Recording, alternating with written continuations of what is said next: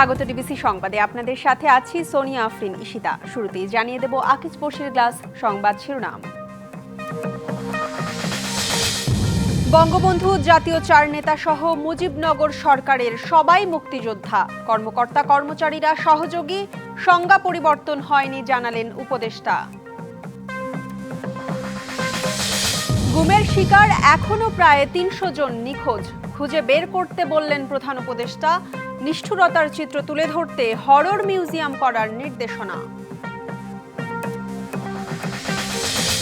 কারো মতামত না নিয়েই একমুখী ও গতানুগতিক বাজেট দিয়েছে অন্তর্বর্তী সরকার। চাপ বাড়বে শিল্পে, কমবে কর্মসংস্থান বলছে বিএনপি।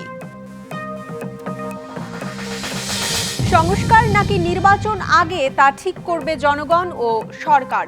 বাংলাদেশ ও মিয়ানমারের সম্মতি পেলে করিডোর বিষয়ে সহায়তা করবে জাতিসংঘ। ঈদুল আজহার বাকি আর 2 দিন। সারা দেশে কোরবানির পশুর হাটে বাড়ছে ক্রেতা, চাহিদা বেশি ছোট মাঝারি গরুর, দাম নিয়ে মিশ্র প্রতিক্রিয়া। এবং পবিত্র হজের মূল আনুষ্ঠানিকতা শুরু। মিনায় সমবেত হজ যাত্রীরা সারাদিন মগ্ন থাকবেন ইবাদত বন্দেগিতে, কাল যাবেন আরাফাতের ময়দানে।